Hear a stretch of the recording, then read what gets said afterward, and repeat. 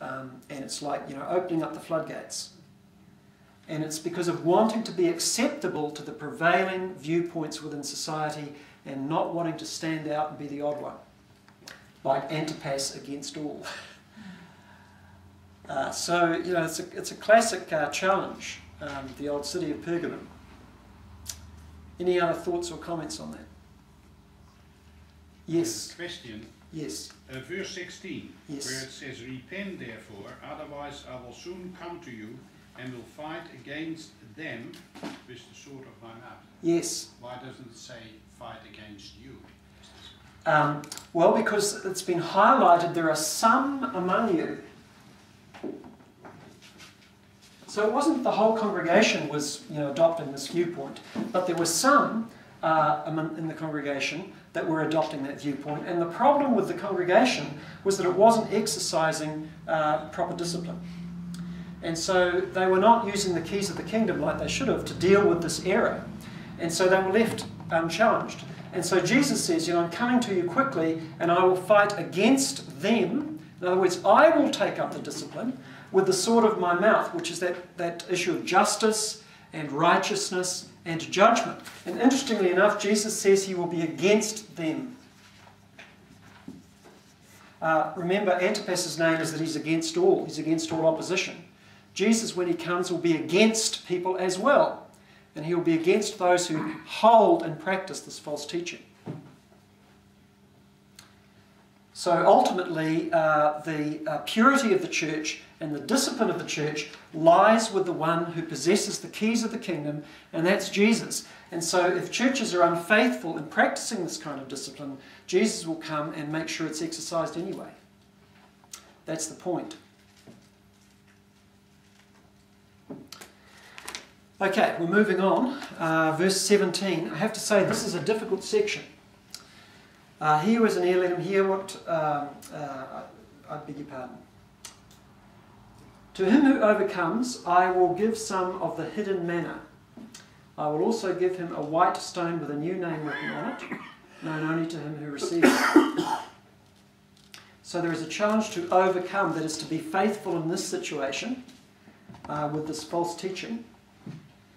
And to the one who overcomes, I'll give some of the hidden manna. Now, if you look at commentaries on this, you'll find that there's a huge number of suggestions in relation to the hidden manna and the white stone and the new name. Who knows some suggestions for the hidden manna? My commentary says, perhaps an allusion to the manna preserved in the most holy place of the tabernacle. And Christ promises to nourish the faithful with an unfailing supply of heavenly spiritual food. Okay, very good. Very good, actually. I wonder if you could read that out again, please. I'll make sure it gets on the tape. Okay. The hidden manna, perhaps an allusion to the manna preserved in the most holy place of the tabernacle. Christ promises to nourish the faithful with an unfailing supply of heavenly spiritual food. Okay. 9 verse 4. Yes, so this is the most common suggestion. Back in the days when Israel was wandering in the wilderness, you remember how the Lord provided them with manna, this flake-like substance. It came down, and then they would go and gather it, and they'd make bread cakes out of it. Yeah? And this passage here, Exodus 16, 32 to 34, speaks about God commanding the Israelites to take some of the manna and put it in a jar and preserve it in relation to the tabernacle and later on temple worship. So it was hidden away. And the Lord wanted that done so that the Israelites would be able to commemorate the fact that they had this provision from God from heaven, and never to forget that, even when the period had passed. So, and there are actually some Jewish legends associated with what happened with that manna in the jar, during the period of difficulties in the temple's history. So nonetheless, that was required to be done. And so that's the prevailing suggestion. Also in John chapter 6, Jesus speaks of himself as the bread that comes down out from heaven, remember?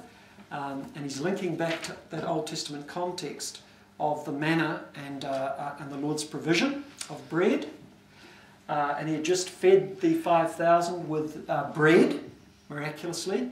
And in John 6, he speaks of himself as the living bread. So, to give them the hidden manna may well be drawing on these biblical metaphors, speaking in particular about Christ and his relationship to the manna of the Old Testament. I think that's a pretty good suggestion. Yes, My Cas? commentary said that manna, what was given in the wilderness, was only for one day, and then Yes. it goes off. And what was preserved in the ark, Yep. that stayed there. Yes. Yes. So that's right. The manna perished after a day. They weren't allowed to get more of it than they needed. When they tried, it went off very quickly. But the manna in the ark was preserved. So the Lord was looking after that in a special way then. Some have also suggested there could be some sort of Lord's Supper association here. Because in the Lord's Supper you've got the bread and the wine. And of course Jesus speaks of himself to eat his body and drink his blood, John 6 again, which has bearing on the Lord's Supper. But I think most likely, I mean it's getting more extended, but I think most likely that manna and what happened to it and the reason why it was preserved and the importance of the symbol in relation to what Christ did, coming from that commentary there, is probably the best suggestion. When we get to the white stone, we have even more suggestions. Does anybody know what the white stone is about? Yes. Yes, go for it, man. Well, it was used in a court case as Yes. a token of acquittal given by the jury to the jury, and then the jury gave it to the one who was on trial. That was acquittal. Right. And there was a black stone that was given if he was wrong. Guilty. Yes. So that was one use of stones. In actual fact, stones were used in a variety of very interesting ways in the first century in the culture of the day. And one of them is what Meep has exactly said there. It was used in connection with trials, and the jurors would cast their votes, so to speak, guilty or innocent. And if the guy was innocent, they would use a white stone, and if the guy was guilty, they would use the black stone. So look out for the old black stone. But that's one of the usages, and so there it would be a symbol of innocence and purity and not having anything done wrong. Here I give you the white stone, indicates that you're righteous. Okay, but that's not the only possibility.